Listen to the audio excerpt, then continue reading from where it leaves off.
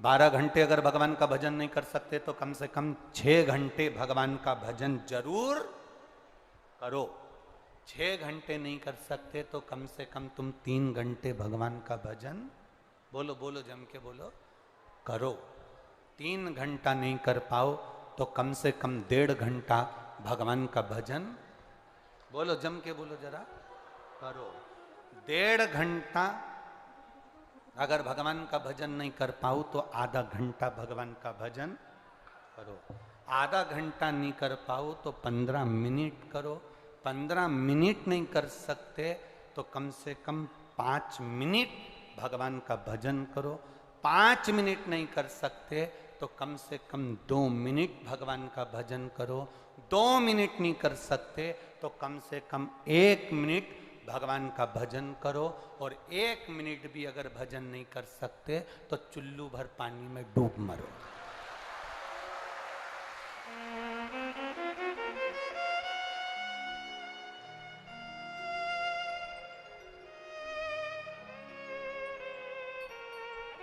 अब 24 घंटे में से 1 मिनट नहीं निकाल सकते तो काय का जीवन तुम्हारा?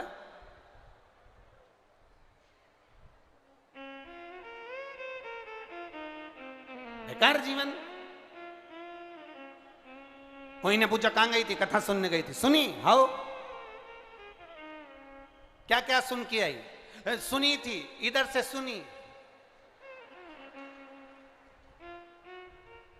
फिर घर पे क्या लेके आई? कुछ नहीं। जब जा रही थी तो भंडारा चल रहा था ना, उसमें कही थी 2 पूड़ी।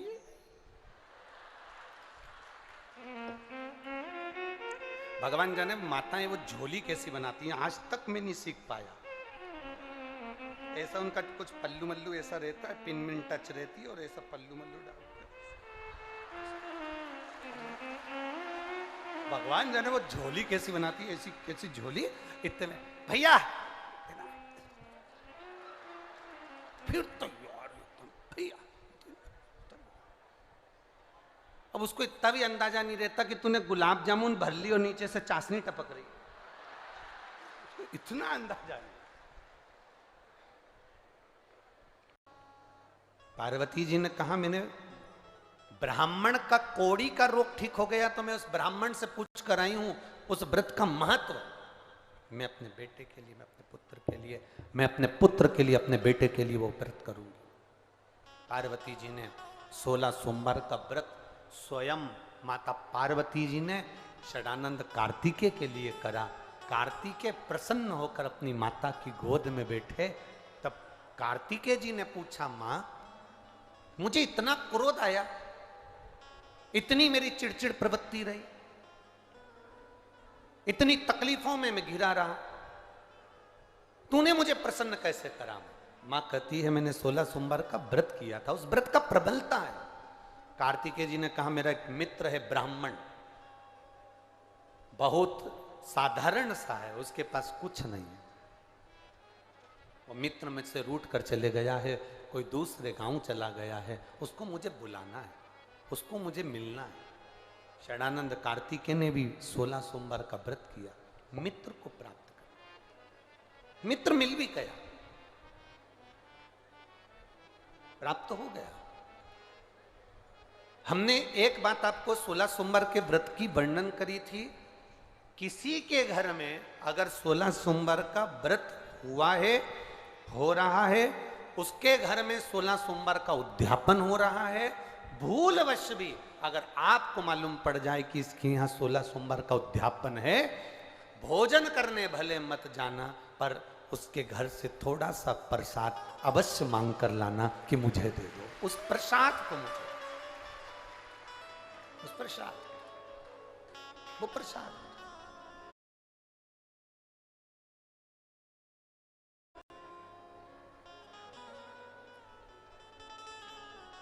वो प्रसाद मुझे दिया जाए, थोड़ा सा दे दो, और केवल एक अंजलि में नहीं, भले वो इतना सा प्रसाद दे पर अंजलि दोनों होना चाहिए। भैया थोड़ा सा इस प्रसाद का भाव दीजिए,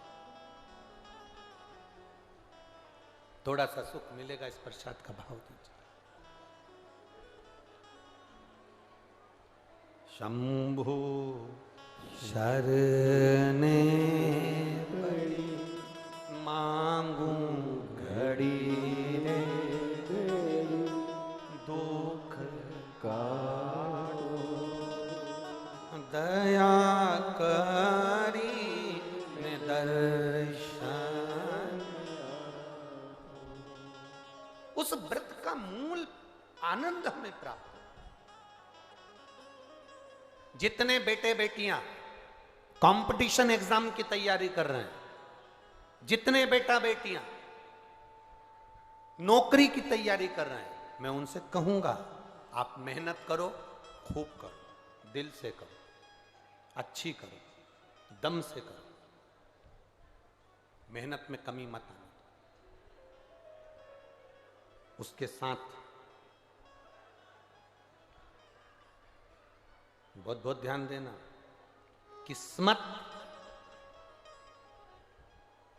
किस्मत मौका देती है। किस्मत जम के बोलो मौका देती है और हमारी मेहनत चौका लगा देती है।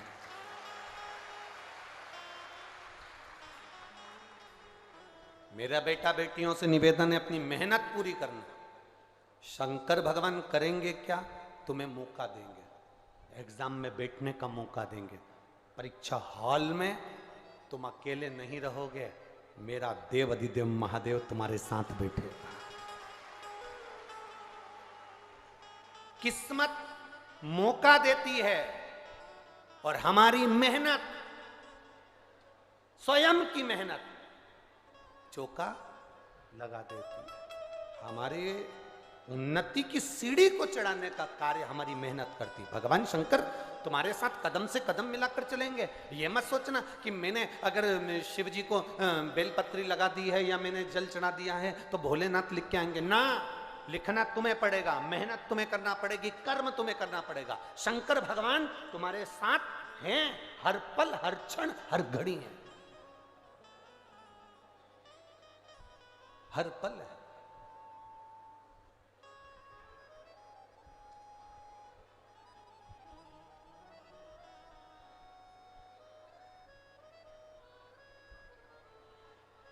यहां पे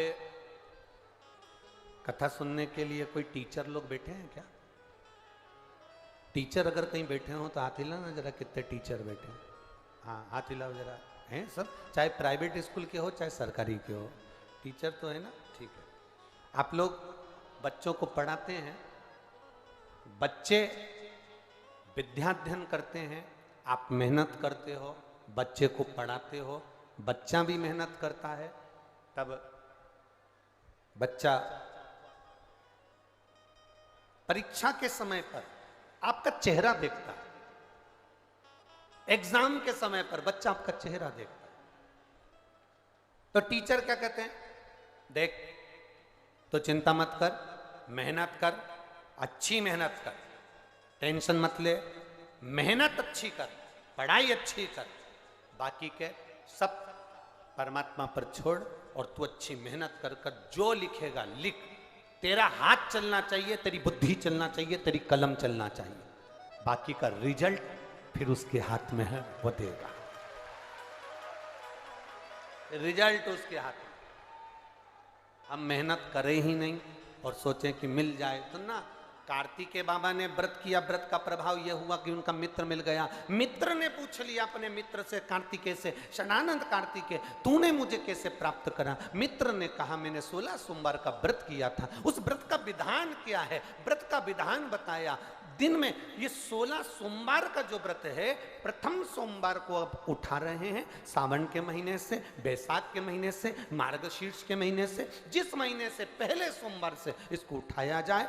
सुबह स्नान पूजन अर्चना कर कर बड़े आनंद के समय, दोपहर का तीसरा पहर प्रदोष काल के समय पर शंकर भगवान की आराधना करी जाए, शिव जी का शिवलिंग का पूजन करा जाए। पार्थिव शिवलिंग का निर्माण कर कर पूजन कर लो, चाहे अपने घर में जो शिवलिंग है उसका पूजन कर लो। जिस प्रसाद को बनाओगे उसके 3 हिस्से, भगवान की आराधना, पूजन, अर्चना। एक हिस्सा भगवान को समर्पित कर, दूसरा हिस्सा सबको वितरण कर, तीसरे हिस्से का भाग स्वयं ले। शिव जी का चढ़ा हुआ प्रसाद पूरी रात्रि नहीं रखा रहता। खास तौर से 16 सोमवार के प्रसाद को रात भर कभी मत रखना। हम 7 दिन जो बेलपत्र यहां से आप लोगों को, कई लोगों को देते हैं, 7 दिन में 5 दिन 4 दिन जो बेलपत्र आपको मिलती है, तो ये बेलपत्र हम उससे कहते हैं रात भर नहीं रखना है। इसको मिले, तुम्हारे शरीर में कष्ट है, रोग है, बीमारी है, बड़े से बड़ा रोग है, लीवर किडनी कैंसर तक का रोग है, तुम्हें जो बेलपत्री दी गई है उस बेलपत्री को तुम इसी पंडाल में कहीं ना कहीं बैठकर उसको खाकर बाबा की रज को अपने हृदय से लगाकर कह कर जाना, बाबा मुझे ये रोग है, समाप्त आप करना। जब 3 दिन कथा का बस केवल जो आखिरी दिन होता है, विराम का दिन होता है, वो बेलपत्री नहीं खाई जाती, उस बेलपत्री को तो रखा जाता। बाकी के जो बाकी के दिन की बेलपत्र होती है उसको खाते हैं। रात भर शिव पोथी पर चढ़ी हुई बेलपत्र केवल आखिरी के दिन की, विराम के दिन की बेलपत्र ही केवल लाल वस्त्र में रखने की होती है। बाकी के बेलपत्र केवल रोज की खाने की होती है, उसको रखा नहीं जाता, खाया जाता।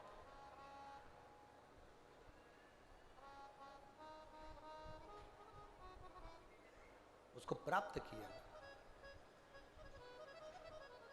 जैसे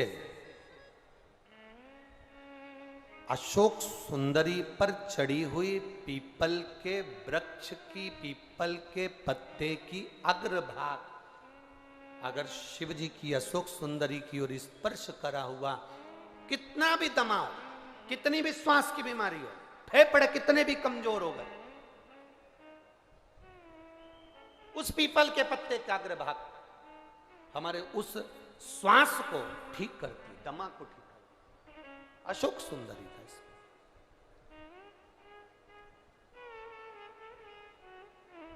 बेलपत्री। अब ब्राह्मण ने पूछा कि तुमने मुझे प्राप्त कैसे करा? का बता दिया, ऐसा ऐसा व्रत है, उसको करो। 17वें व्रत में इसका उद्यापन कर दो। उद्यापन होगा वही प्रदोष काल में, शाम के समय। ठीक है, मान लो 17वें में नहीं कर पाए तो अगला जब तुम्हारे को अच्छा महसूस हो तब करो, पर व्रत का उद्यापन जरूरी है। ठीक है। ब्राह्मण ने सुना, एक पराये गांव में वो व्रत करता करता पहुंच गया। वहां के राजा की लड़की की शादी हो रही थी। राजा ने स्वयंवर रचा था। एक हथनी के सूंड में माला दे दी थी। ये हथनी जिसके गले में माला पहनाएगी, विवाह उसी के साथ बेटी का होगा। वो हथनी कौन थी? हथनी कौन थी?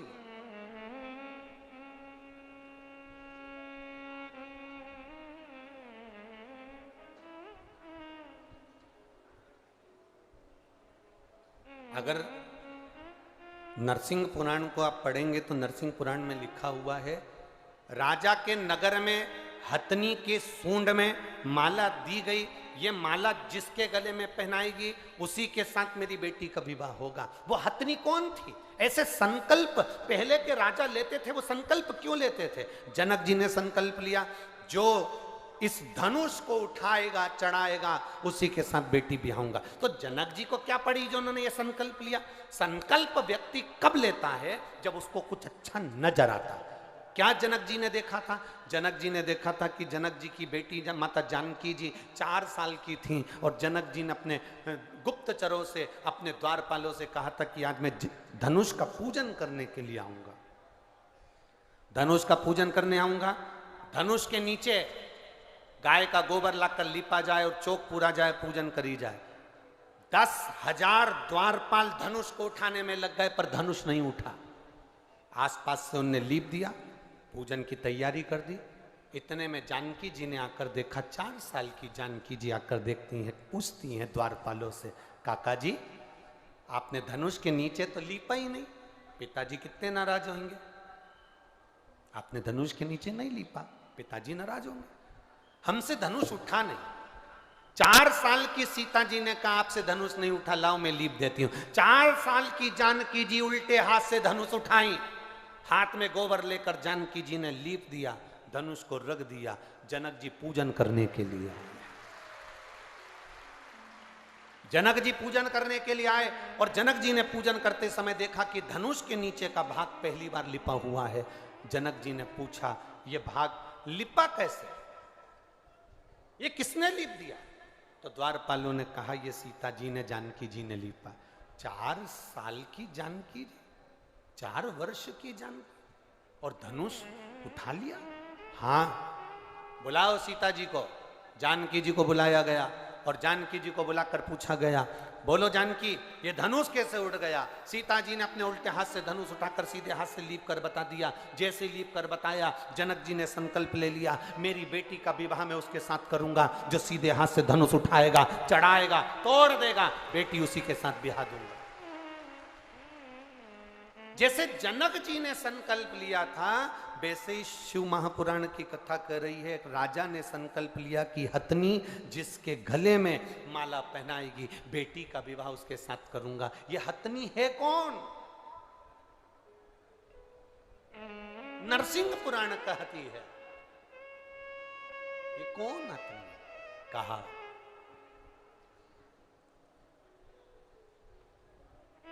ये वो हथनी जिसने जन्म से शंकर के मंदिर की चौखट पर इसका जन्म हुआ। एक हथनी ने इसको जन्म दे दिया, मां प्राणों को छोड़कर चली गई थी। एक व्यक्ति रोज शिव मंदिर जाता था और इस हथनी को सहला कर जाता था। हथनी धीरे धीरे बड़ी होती गई, शिव की आराधना में यह हथनी भी डूब गई। कहते हैं हजारों हजार ऋषिवर की बुद्धि में जितना बल था, उस हथनी में उतना बल सोचने का और समझने का था कि किसका भाग्य क्या कहेगा, वो हथनी समझ जाती थी। राजा ने उसी हथनी के गले में माला पहनाने के लिए दी कि ये माला तुम अपने सूंड में रखकर जिसको पहनाओगी उसी के साथ बेटी का विवाह होगा। हथनी ने राजा की लड़की को देखा था कि इसका भाग्य क्या कहता है। ब्राह्मण के गले में, जो मित्र थे कार्तिकेय जी के, उनके गले में माला पहना दी गई। माला पहनाई, विवाह पक्का हो गया। राजकुमारी का विवाह उस ब्राह्मण के साथ हो गया। ब्राह्मण साधारण नहीं दिया, माला पहनने के बाद उसको एक नगर का राजपाट प्राप्त हो गया, जिस नगर का राजा उसको देकर चले गए। शिव क्या करते हैं? कई लोग कहते हैं शंकर भगवान करते क्या, शिव जी करते क्या? हम कहते हैं शंकर भगवान का केवल एक ही काम है, जो लिखा विधाता ने तुम्हारी किस्मत में, जो दुख विधाता ने लिखा, शिव जी का एक काम है। तुम जब शंकर भगवान के शिवलिंग पर जल चढ़ाते हो तो शिवलिंग पर जो चंदन लगा रहता है वो जल चढ़ाने से धुल जाता है। जब तुम शिवजी पे जल चढ़ाते हो तो चंदन धुलता है, श्रृंगार धुलता है। उसी तरह शंकर जी पे जल चढ़ाते समय वो जल तुम्हारे भी दुख को धो देता है, दुख को धो। रोज रोज किसी के यहां जाओगे ना तो तुम्हारी इज्जत घट जाती है। घटती है कि बढ़ती है? बोलो बोलो, जम के बोलो जरा। घटती है। रोज रोज किसी के दरवाजे पर जाओगे तो इज्जत घटेगी, पर रोज रोज महादेव के दरवाजे पर जाओगे तो इज्जत बढ़ेगी।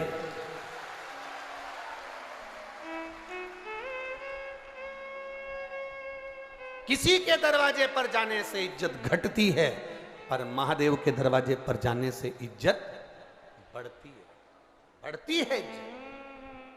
अभी तक तुम जाके देखना, तुम ऐसी रोड पर घूमते रहो, रोज शंकर जी के मंदिर जाना चालू कर दो तो पहले तो लोग कहेंगे हाओ आवारा है नंबर 1 का, बेकार है तो छोरा, बहुत अवल्ला है ये तो, बहुत बेकार है ये तो, छोरे को बेचारे को जो देखो वो एक ही बात के, ये तो अवल्ला है, ये तो ऐसा है, ये तो वैसा है। और वही छोरा जब रोज शंकर जी के मंदिर जाए और शंकर जी का श्रृंगार करे, शिव जी पे जल चढ़ाए, त्रिपुंड लगा के जब मंदिर से आए, तो धीरे धीरे लोगों का कहने का तरीका बदल जाएगा। भैया ये तो रोज मंदिर जाता है, शंकर जी का भगत है, नंबर 1 का भगत। भगत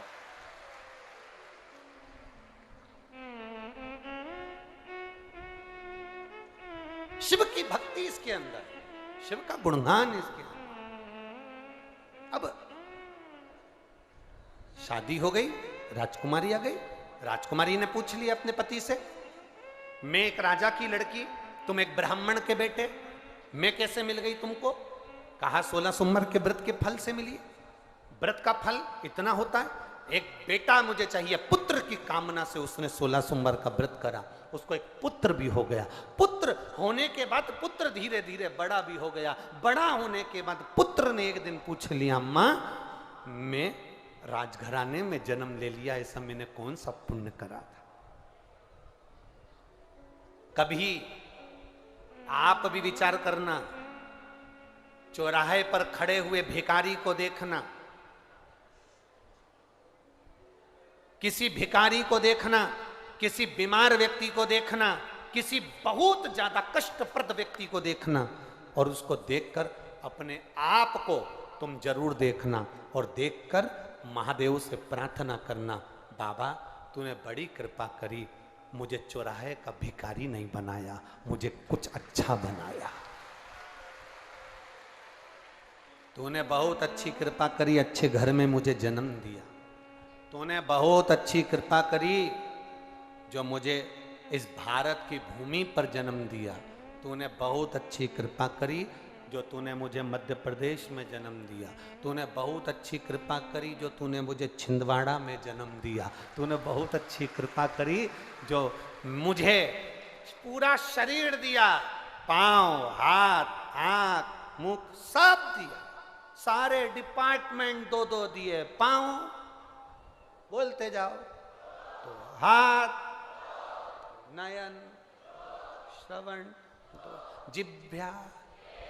भगवान को भी मालूम था एक ही गजब कर जाएगी, पूरे छिंदवाड़ा में आग लगा जाएगी। एक ही बोल, जीवान दो नहीं दिया, जीवान एक, और उसको भी नीचे से बांध दिया। जीवान को कभी दर्पण में कांच में देखना, नीचे से बंधी है 3 जगह से, और देखा ये बहुत ज्यादा बोलेगी तो इसके आसपास 32 सैनिक लगा दिए, 32 दांत, ज्यादा बोले तो काट दे।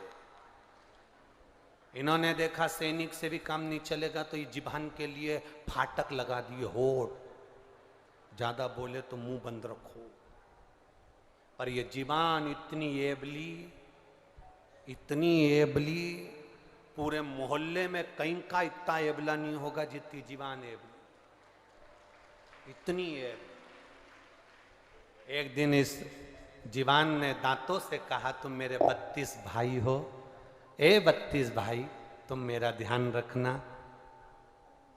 जीवान ने दांतों से कहा, 32 भाई मेरा ध्यान रखना, तुम मुझे काट मत देना। 32 भाइयों ने कहा, बेन तेरी सौगंध खाते हम तुझे नहीं काटेंगे, पर तू हमारा ध्यान रखना, किसी से आड़ी टेढ़ी मत के देना, नहीं तो 32 एक बार में निपट जाएगा, एक बार। हम ध्यान रखें पर तू भी हमारा ध्यान, बड़ी मुश्किल से।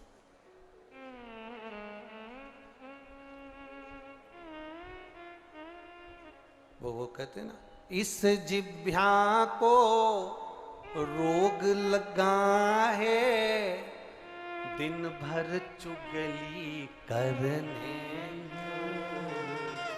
इस जिह्वा को रोग लगा है, दिन भर चुगली करती।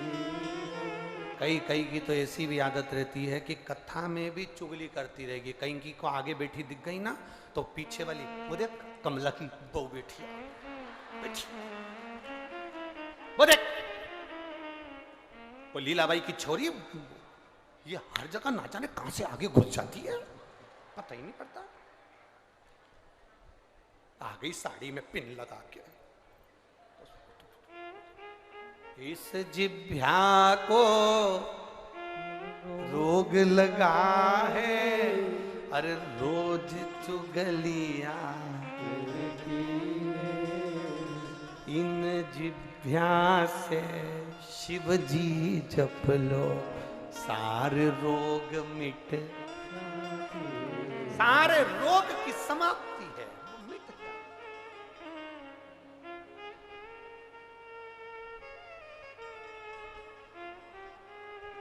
सब मिट। आप जितना भजन में चित्त लगाओगे उतनी उतनी आनंद की अनुभूति आपके भीतर होती चली जाएगी, उतना सुख अपनी जिंदगी में मिलता चले जाएगा। क्या करा जाए? बेटे ने पूछा मुझे क्या करना चाहिए। मेरी जन्म, अच्छे घर में अगर तुम्हारा जन्म हो जाए, अच्छा घर मालूम है कैसा होता है? अरे जम के तो बोलो, जिसके यहाँ एसी लगा है वो अच्छा घर है, जिसके यहाँ डनलप के गद्दे बिछे हैं वो अच्छा घर है, खूब जोरदार गाड़ी बंगला सो अच्छा घर है? नहीं, अच्छा घर, अच्छा घर। तो हमने एक बार पहले कथा में कही थी, मकान बनाओ मना नहीं है, घर बनाओ मना नहीं है, पर घर अच्छा बनाने के लिए दो अच्छे होना चाहिए। मकान अच्छा बनाने के लिए, घर अच्छा बनाने के लिए दो अच्छे होना चाहिए। पहले नंबर पर मिस्त्री, दूसरे नंबर पर स्त्री।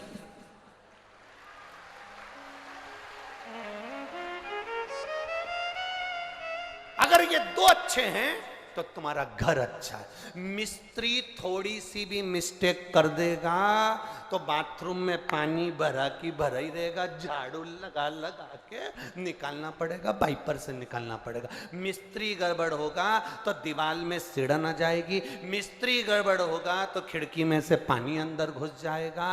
और अगर स्त्री थोड़ी भी अगर गड़बड़ निकली गई तो तू दुकान छोड़ के घर कभी नहीं आएगा, ये निश्चित है। घर अच्छा बनाने के लिए दो जरूरी है, एक मिस्त्री और दूसरी स्त्री। स्त्री अच्छी हो और मिस्त्री थोड़ा बहुत गड़बड़ भी होगा तो चल जाएगा, मकान अपना है। पर ये जगदम्बा अच्छी होना चाहिए, नहीं तो दिन भर चंद्र घंटा बनकर ये ठीक जरूर। नहीं तो रोज सुबेरे से लेके शाम तक आरती गाते रहोगे, अम्बे तू है जगदम्बे जय हो छिंदवाड़ा वाली, हम सब उतारे तेरी आरती। तेरे घर के बच्चों पे भीड़ पड़ गई।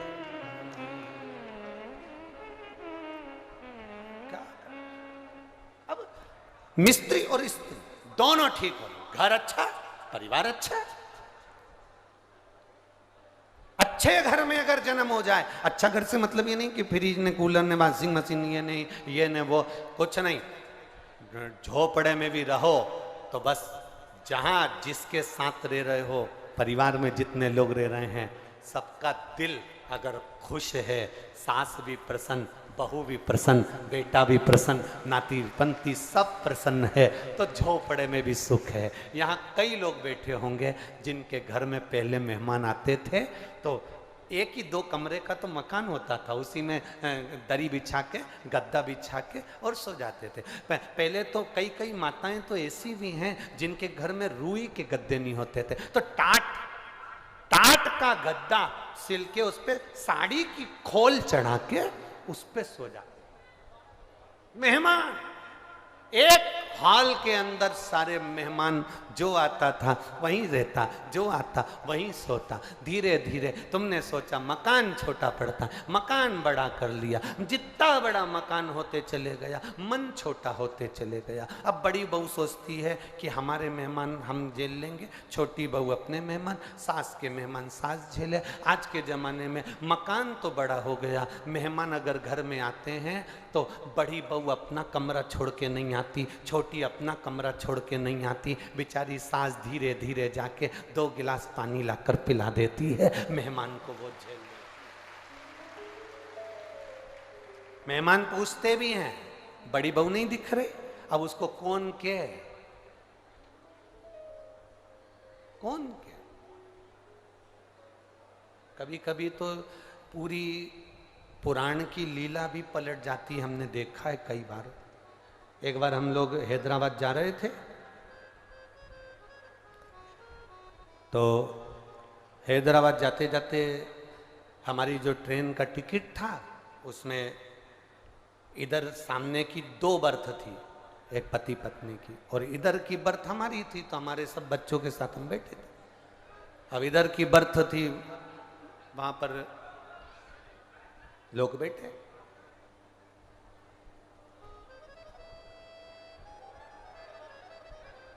थोड़ी देर बाद वहां पर एक नागपुर से कुछ लड़के चढ़ गए, और लड़के चढ़े, और लड़के ने चढ़ते से देखा कि महाराज तो धोती पहन के बैठे हैं। तो उन्होंने पूछा आप कथा करते हो? हमने कहा आप कथा करते हो? बहुत पहले की बात है, 15-20 साल पहले। आप कथा करते हो? हाँ।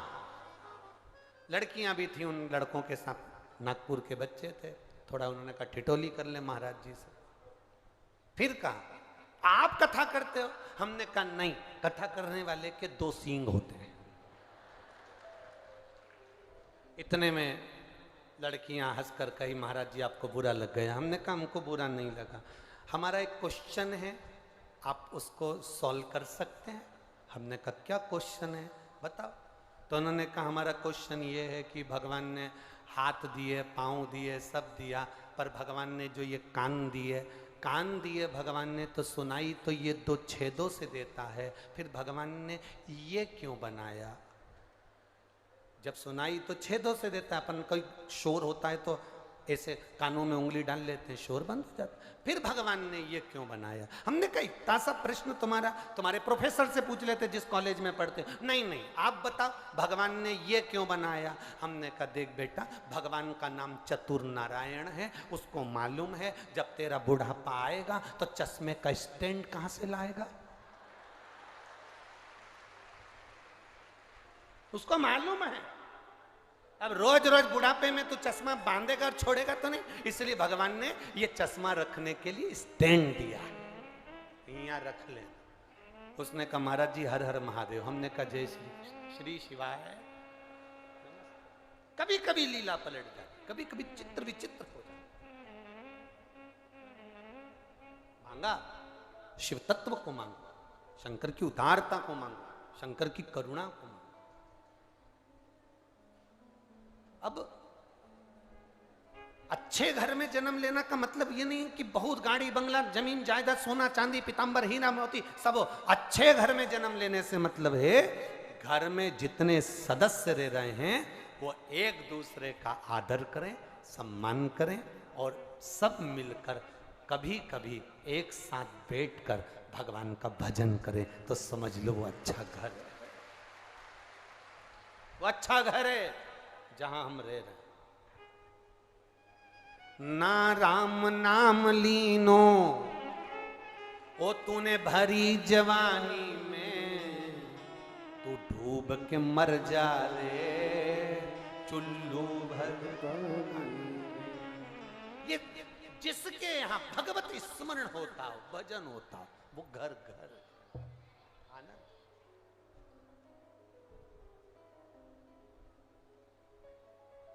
जहां भजन ही नहीं है वह आनंद। बेटे ने अपनी माता से पूछा माँ इतने अच्छे घर में मेरा जन्म हुआ, मैंने करा क्या था? अगर अच्छा हाथ मिल जाए, नेत्र अच्छे हैं, शरीर अच्छा है, कोई बीमारी तुमको नहीं है, तुम अपने आराम से 2 रोटी कमा रहे हो और खा रहे हो, तो दुनिया के सबसे सुखी व्यक्ति तुम हो, दुनिया के सबसे प्रसन्न जीव आप हो, आनंदित जीव आप। भगवान को धन्यवाद दिया करो, मैं अच्छे घर में जन्मा, मेरे को अच्छा सुख दिया। अब बोले माँ मुझे भी 16 सोमवार का व्रत करना। घर में जो बच्चा बच्ची होते हैं, बेटा बेटी होते हैं, वो भी कहते हैं माँ एक बार मुझे भी पशुपति व्रत करना। माँ मुझे जन्माष्टमी का व्रत करना है, पशुपति व्रत करना है, शिवरात्रि का। बच्चे भी कहते हैं हम भी करेंगे।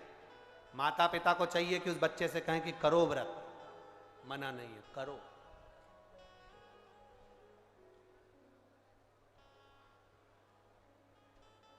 करो व्रत, व्रत करने में मना नहीं। बेटे ने व्रत करना प्रारंभ करा, नियम बना लिया व्रत का नियम।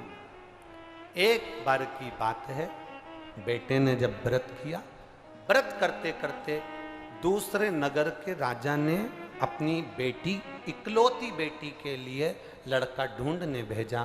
तो ये युवराज, ये लड़का मिला, जिसको देखकर अपनी बेटी का विवाह कर दिया।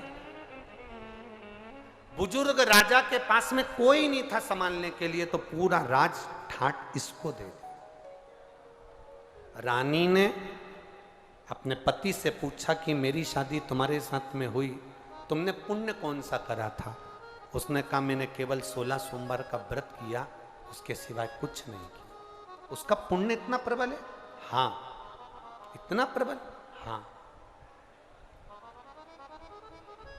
अभी भी तुम व्रत करते हो? हाँ। 16 सोमवार? हाँ। एक बार 16 सोमवार का व्रत का कार्य था, पति ने अपनी पत्नी से कह दिया कि पूजन का सामान लाकर दे दो। शिव महापुराण की कथा यहां तक वर्णन करती है, पशुपति व्रत करो तो अपने हाथ से प्रसाद बनाओ, पशुपति व्रत करो तो अपने हाथ से थाली लगाओ। शंकर भगवान की हरतालिका तीज का व्रत करो, चाहे पशुपति व्रत करो, चाहे शिवरात्रि का व्रत करो, अपने हाथ से पूजन की थाली लगाना चाहिए, जमाना चाहिए। अपने हाथ से पूजन की थाली को तैयार करना चाहिए, दिया बाती सब अपने हाथ से, अपने हाथ। और आज हम कहने में पीछे नहीं हटेंगे, एक बात जरूर आपसे कहेंगे, अगर आप स्वीकार करेंगे तो। पशुपति व्रत करने वाली माताओं से निवेदन है, आप जो मंदिर में 6 दिए लेकर जाती हो, उस 6 दिए में जो बत्ती बनाकर ले जाती हो, वो बत्ती बाजार की बनी होने की अपेक्षा रुई से अपने हाथ से बनाकर लेकर जाना। फिर पशुपति व्रत का फल मिले कि ना मिले बताना जरूर। बाजार की बनी बनाई बत्ती, यहां तक पशुपति व्रत में हमने यहां तक कहा कि बाजार का प्रसाद नहीं, अपना बनाया हुआ प्रसाद रखो। बोला था कि नहीं बोला था? जितनी माताएं बेटी बोलो जरा जम के, बोला है ना? अपने मीठे चावल बना लो, हलवा बना लो, खीर बना लो, जो 3 हिस्से कर सको वो बना, अपने हाथ से सिद्ध करो। 6 दियों में जो बत्ती रखो वो भी अपने हाथ से बटी हुई, अपने हाथ से बनी हुई। बाजार की रखोगे, फल कितना मिल रहा है हमको नहीं मालूम, पर एक बार इस शिव महापुराण के कहने से अपने हाथ से रुई को बटकर बत्ती बनाकर 6 दिए में रखकर प्रसाद रखकर पशुपतिनाथ का व्रत जब करो, 6 दिए जमीन पर रखकर 5 दिए प्रज्वलित कर कर, 1 दिया जो बिना जला है उसको थाली में रखकर, प्रसाद का 1 हिस्सा वापस लेकर जब अपने दरवाजे पर दिया लगाओ, अपनी हाथ से बनी हुई बत्ती 5 मंदिर में, 1 अपने दरवाजे पर जब तुम लगाओगे, उसका जो फल मिलेगा आपको सोच से परे होगा, उसका एक आनंद ही दूसरा।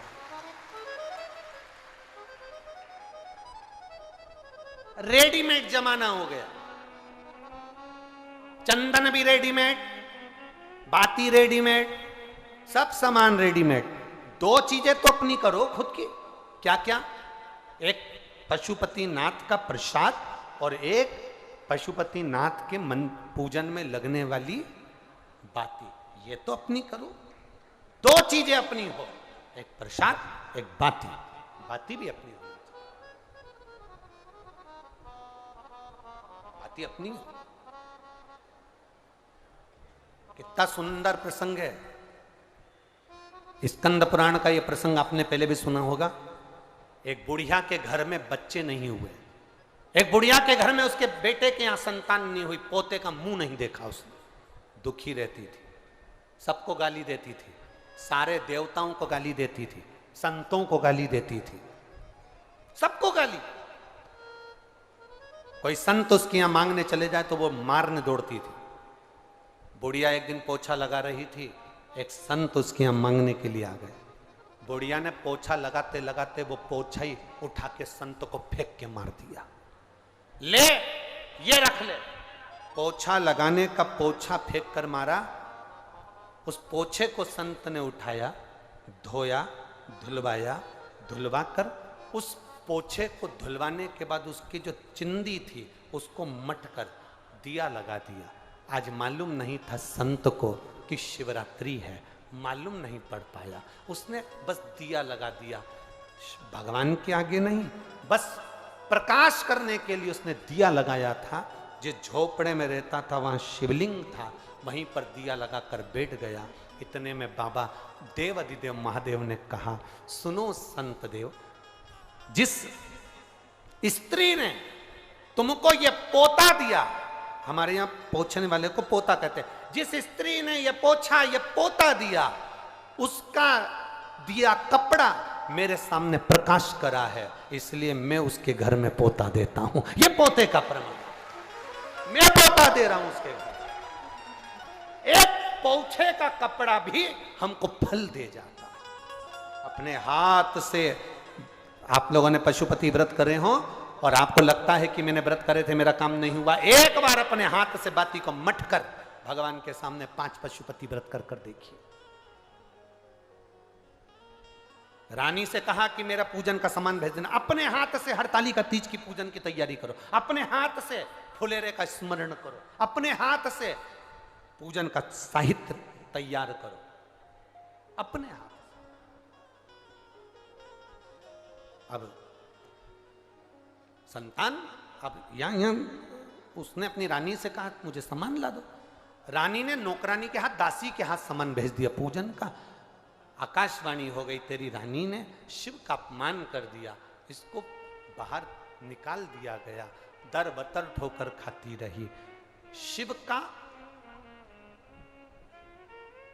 आप भजन करो ना करो, रानी केवल नौकरानी के हाथ, दासी के हाथ सामान भेज देती, चल जाता। रानी ने गलती कौन सी करी? रानी ने केवल एक गलती करी और रानी ने दासी से कहा, जा, मेरा पति तो दिन भर ढोंग और प्रपंच में लगा रहता है, उसमें तो अक्ल ही नहीं है, उसकी बुद्धि काम नहीं करती। क्या होता है शंकर जी की पूजन करने से? क्या होता है 16 सोमवार का व्रत करने से? आप नौकरानी के हाथ सामान भेज देते, चल जाता। आप दुकान पे से सामान भेज देते, चल जाता। पर आप मुख से शंकर की निंदा तो नहीं करते। शिव की निंदा करने वाले की गति क्या होती है, ये शास्त्र का है। रानी ने निंदा कर दी, दासी ने सामान लाया, पूजन कर दिया, पति ने, रानी दर बतर भटकती रही। ऐसी स्थिति रानी की हो गई, पानी को हाथ लगाती थी तो कीड़े हो जाते थे, किसी की यहाँ काम करती थी तो मटके फूट जाते थे। एक साधु ने देख लिया, एक ब्राह्मण ने देख लिया कि रानी की दशा बड़ी विचित्र है, पानी को हाथ लगाती है, पानी में कीड़े पड़ जाते हैं। संत ने पूछ लिया, ब्राह्मण जन ने पूछ लिया, ए बेटी, तुम अच्छे घर की दिखती हो, पर तुम्हारा शरीर, तुम पानी को हाथ लगाती हो तो सरोवर में कीड़े पड़ जाते हैं, तुम कपड़े को छूती हो तो कपड़ा जल जाता है, वृक्ष के नीचे बैठती हो तो वृक्ष में आग लग जाती है, हरा भरा वृक्ष सूख जाता है, तुम आखिर ऐसा क्या है? रानी ने कहा, मैंने अपने पति ने पूजन का सामान मंगवाया था, मैंने नौकरानी के हाथ, सेविका के हाथ भेज दिया, उससे मेरी ये दशा हुई। संत ने कहा, पूजन का सामान किसी के हाथ से भी भेजा जाए, ये कभी हो ही नहीं सकता।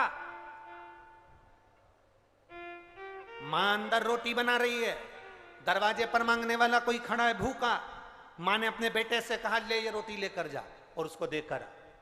बेटे ने रोटी दी तो माँ के हिस्से में पुण्य नहीं आएगा क्या? अरे बोलो तो जम के, माँ के हिस्से में पुण्य नहीं आएगा क्या? माँ के हिस्से में पुण्य आएगा, क्योंकि रोटी माँ ने बनाई है। माँ ने कहा बेटा जा रोटी दे कर आ, माँ के हिस्से में भी पुण्य है और जिसने दिया उसके हिस्से में भी पुण्य है। तो यहाँ अगर तुमने नौकरानी को भेजा कि ये सामान रख के आओ, पूजन का सामान देकर आओ, तो इतने में तो तेरी ये गति नहीं होना चाहिए थी, तेरे ऊपर इतना बड़ा दोष नहीं होना चाहिए, तेरी ये गति होना ही नहीं चाहिए। तू झूठ बोल रही है कि तूने सामान भेजा तो भगवान नाराज हो गए और मेरे हाथ ऐसे हो गए, मेरा शरीर ऐसा हो गया कि बेकार, ये हो ही नहीं सकता। तू झूठ बोल रही है, तू झूठ बोल रही है, ये तेरी गति ऐसे नहीं हो सकती। तब रानी ने कहा मैंने तो बस यही करा था, नौकरानी के हाथ भेजा था। नहीं, तू याद कर कि तूने करा क्या, तू करी क्या है वो याद कर लेगा। तब रानी ने कहा कि मैं पलंग पर बैठी थी, नौकरानी से मैंने कहा कि तू ये सामान लेकर जा। इतने में मेरा भोलेनाथ नाराज नहीं हो सकता। भोलेनाथ नाराज तब होता है, शिव की निंदा करने वाले को तो भुगतना पड़ता है। केवल तू नहीं, शंकर भगवान की निंदा करी थी देवऋषि नारद ने। देवऋषि नारद ने जाकर कहा था भोलेनाथ आप कामदेव को नहीं जीत पाए थे, मैंने कामदेव को जीता है। शंकर भगवान की निंदा नामदेव उसने नारद ने करी, और शंकर भगवान की निंदा नारद ने करी तो शिवजी ने कहा नारद तुमने ये बात मुझसे कह दी, पर नारायण से जाकर मत कहना कि तुम ये शब्द मत बोलना कि तुम काम को जीते। नारद जी ने जाकर भगवान विष्णु से कह दिया नारायण जिस कामदेव को भोलेनाथ नहीं जीत पाए उस कामदेव को मैंने जीता है। शंकर भगवान जिसको नहीं जीत पाए उसको मैंने जीता है। भगवान विष्णु की आंख से आंसू बह गए। लक्ष्मी जी ने पूछा तुम रो रहे हो, क्यों रो रहे हो? भगवान कहते हैं नारद जी ने निंदा कर दी शंकर जी की, मैंने निंदा सुन ली शंकर जी की, इसलिए ये नारद का सिर तो जाएगा पर मेरा भी सिर कटेगा, ये निश्चित है। वही हुआ, नारद को बंदर का मुंह लगा, रामचरितमानस में लिखा है, और भगवान विष्णु ने शंकर की निंदा सुनी थी इसलिए उनका सिर कटा, तो घोड़े का मुंह लगा, हयग्रीव अवतार हुआ शंकर भगवान विष्णु। शिव की निंदा करने वाला और शिव की निंदा सुनने वाला ये दोनों महापापी की गिनती में आते हैं। शंकर की निंदा कभी ना सुनो, शंकर की निंदा कभी ना करो, शिव भक्त की निंदा कभी ना करो। शिव भक्त की कभी निंदा नहीं होना, शंकर की निंदा नहीं। गलत कर दिया तूने, तू याद कर तूने कुछ गलती करी होगी। इतने में रानी ने कहा मैंने गलती केवल एक करी है कि मैंने कह दिया था मेरा पति तो ये ढोंग प्रपंच में लगा रहता है। क्या होगा शंकर जी को जल चढ़ाने से, क्या मिलेगा शिव जी को जल चढ़ाने से, क्या मिलेगा 16 सोमवार व्रत करने से? मैंने थोड़ी सी निंदा कर दी थी। संत ने कहा निंदा निंदा होती है, थोड़ी और बड़ी नहीं, इसलिए तू भुगत रही है। अब एक काम कर, शंकर की तू आराधना कर। कुछ देर में कथा विराम की ओर जा रही है, बड़े भाव से प्रार्थना करिए। जहां जगह मिल जाए वहां बैठकर बाबा से अपने दिल की बात अवश्य कहिए, भाव से प्रार्थना करिएगा। श्री शिवाय नमस्तु, श्री शिवाय नमस्तु, श्री शिवाय नमस्तु, श्री शिवाय नमस्तु, श्री शिवाय नमस्तु। भोला सब दुख काटो मारा, ओ भोला सब दुख काटो मारा। शिव शंकर जपूं तेरी माला, भोले बाबा जपूं तेरी माला, भोला सब दुख काटो ओ भोला सब दुख काटो। वेश है मंगल मंगलकारी, वेश है मंगल मंगलकारी। शमशान वासी हमारा, शमशान वासी हमारा ओ भोला सब दुख काटो ओ भोला सब दुख काटो। चंचुला देवी को तुमरुका जी कथा कहते कहते 12 ज्योतिर्लिंग का स्मरण करा रहे हैं। 12 ज्योतिर्लिंग की कथा का रस तत्व ग्रहण कराते हुए कहते हैं, चंचुला प्रथम सोमनाथ जी का वर्णन किया गया है। जिन चंद्र को काया का रोग हुआ, बाबा देवादिदेव महादेव का भजन कर काया का रोग ठीक हुआ। सोमनाथ जी के रूप में शिव जी विराजे। अगला वर्णन आया है श्री मल्लिकार्जुन का। शरणानंद कार्तिकेय को माता पार्वती शिव जी रिझा कर लेकर आए तो भगवान मल्लिकार्जुन के रूप में विराजमान। फिर अगला वर्णन है महाकाल। दूषण नाम के राक्षस का संहार करने के लिए भगवान कालाधिपति बनकर विराजमान, महाकालेश्वर के रूप में। अगला वर्णन आया है श्री ओमकारेश्वर का। बिंद नामक पर्वत ने तप कर कर भगवान शिव को राजी करा तो भगवान विंध्याचल पर ओमकारेश्वर के रूप में विराजमान। अगला वर्णन है श्री केदारनाथ। नर नारायण ने तप कर कर भगवान शंकर को यहाँ पर विराजमान किया। फिर अगला वर्णन आता है भीमा शंकर का। कुंभकर्ण की धर्म पत्नी करकटी का पुत्र भीम, जिसने मंदिर देवालय शिवालय को तोड़ा, शंकर भगवान ने प्रकट होकर भीम का संहार कर कर भीमा शंकर के रूप में विराजमान। अगला वर्णन आया है काशी विश्वनाथ। मनु शत्रुपा ने तप कर कर शिव जी को यहाँ विराजमान कर। गंगा मैया निरंतर प्रवाहित रही। फिर वर्णन आया है त्र्यंबकेश्वर का। गौतम बाबा पर गौ हत्या का दोष लगा, ब्रह्मा विष्णु महेश ने आकर गौ हत्या के दोष से उनको मुक्त करा तो त्र्यंबकेश्वर के रूप में विराजमान हुए। अगला वर्णन है श्री वैद्यनाथ जी का।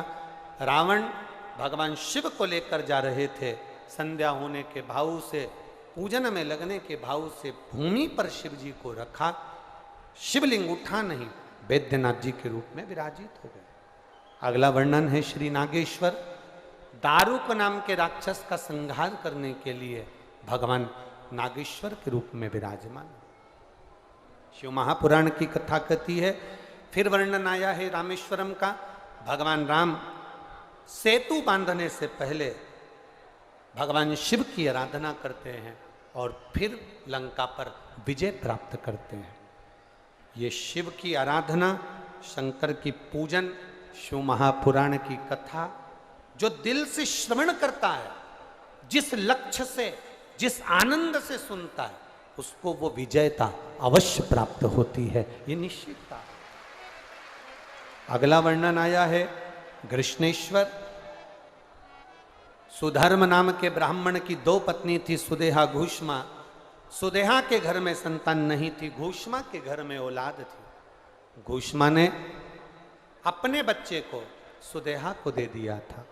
सुदेहा ने पाल पोस कर बड़ा करा, पर एक दिन शादी होने के बाद बेटे की पत्नी को मालूम पड़ा मेरी असली सास तो घूष्मा है। सुदेहा को पूछना बंद कर दिया। जब सुदेहा को पूछना बंद करा तब क्रोध आ गया सुदेहा को। सुदेहा ने अपने बेटे के टुकड़े टुकड़े कर दिए और टुकड़े टुकड़े कर कर एक कपड़े में बांध कर तालाब में फेंक दिए। घूष्मा का नियम था प्रत्येक सोमवार को शिव जी के शिवलिंग का निर्माण करना, प्रत्येक दिन शिवलिंग का निर्माण करना, पूजन कर कर विसर्जन करना। तालाब में विसर्जन करने गई, मन में भाव आया मेरे बेटे को बहुत दिन से नहीं देखा, तो वो बेटा मरा हुआ 1 हफ्ते पहले का तैरता हुआ बाहर आया तो भगवान कृष्णेश्वर के रूप में विराजमान हो गए। ऐसा 12 ज्योतिर्लिंग का चरित्र तुमरुका जी चंचुला देवी को श्रवण कराते हैं। भाव से चंचुला देवी इस पावन चरित्र को श्रवण करती है। जैसे ही चंचुला देवी ने चरित्र को श्रवण करा, बिंदुक प्रेत योनि से छूट गया और बिंदुक प्रेत योनि से छूटकर तुरंत देव योनि को प्राप्त हो शिव के धाम में चला गया। शिव महापुराण की कथा कहती है, बाबा देवादिदेव महादेव जो पीपल के वृक्ष के नीचे बैठकर पिपलेश्वर बनकर सुगंधा और रेणुका को जो 16 सोमवार के व्रत का भाव वर्णन कर रहे थे, वो कथा को दिल से श्रवण कराकर कहते हैं, सुनो सुगंधा, जो संसार सागर में मनुष्य इस भूमंडल पर मेरा भजन करता है, शिव तत्व का स्मरण करता है, सुगंधा रेणुका जो शंकर के 16 सोमवार व्रत का आनंद पाता है, पशुपति व्रत का आनंद पाता है, हरताली का तीज के व्रत का आनंद पाता है, वो मेरे ही धाम को जाता है, शिव तत्व को प्राप्त कर लेता है। ऐसी पवित्र कथा सुनकर देवादिदेव महादेव जो ईश्वर जी गोरा जी बने थे, उन्होंने अपने मस्तक से बेलपत्र उतार कर शिव पोथी को समर्पित कर दी। देवादिदेव महादेव वर्णन करते हैं, ये बेलपत्र जीव का कल्याण करने वाली होगी। बाबा बड़े भाव से आनंद करते हुए अपना आशीर्वाद का आनंद सुख प्रदान करते हैं। चारों तरफ आनंद की लहर होती है। एक पत्र में एक बेटी ने लिखा है, गुरुजी हम आपसे बहुत गुस्सा हैं। एक बेटी ने लिखा है, गुरुजी हम आपसे बहुत गुस्सा हैं। आप पत्र टीवी पर भी पढ़ सकते हैं। गुरुजी हम आपसे बहुत गुस्सा हैं। एक तो आपने आने में इतना साल लगाया, वो तो आदरणीय हमारे नगर के कमलनाथ जी हैं जो आपको लेकर आ गए, नहीं तो हमने तो सपना ही सोचा था। तो एक तो आने में आपने देरी लगा दी और आए भी तो केवल 5 दिन के लिए, इतनी जल्दी जा रहे हो, इसलिए हम गुस्सा हैं। ये तो बाबा की कृपा है जो 5 दिन की कथा यहाँ हुई है और ये हनुमान जी ने इनको पकड़ रखा है, इसलिए ये कथा यहाँ हो रही है। ये शिव की उदारता है। हम एक बात जरूर कहना चाहेंगे आदरणीय कमलनाथ जी के लिए कि कहीं ना कहीं आप पर राम जी की और हनुमान जी की और आपके माता पिता की कृपा बहुत है, बड़ी कृपा, ये जरूर कहें। ये 5 दिवस की कथा में पूरा छिंदवाड़ा नगर चारों तरफ देखो, धूप इतनी तेज हुई, पानी इतनी तेज हुई, ठंड इतनी तेज पड़ी, 3 मौसम का दर्शन बाबा ने इसी कथा में तुम्हें करा दिया। इसी कथा में इतनी धूप में, पानी में लोग बसों पर, गाड़ियों पर, ट्रैक्टरों पर, ट्रालियों पर, टैंकरों पर चढ़ चढ़ कर बैठे हैं, छाता लगाकर, पन्नियां बिछाकर, आप सब आनंद ले रहे हैं। मेरा बेटी से निवेदन है, आप गुस्सा मत हो, इनको पकड़ लेना वापिस, फिर पकड़ लेना और बाबा से प्रार्थना करना भोलेनाथ जी से कि आने वाले समय में फिर बाबा ऐसी कृपा करे और खूब ठाट से कथा, ऐसी शिव भक्ति, ऐसी शिव भक्ति आनंद के साथ। बोल बम का नारा है, जो तेरा पति व्रत करता था वो तू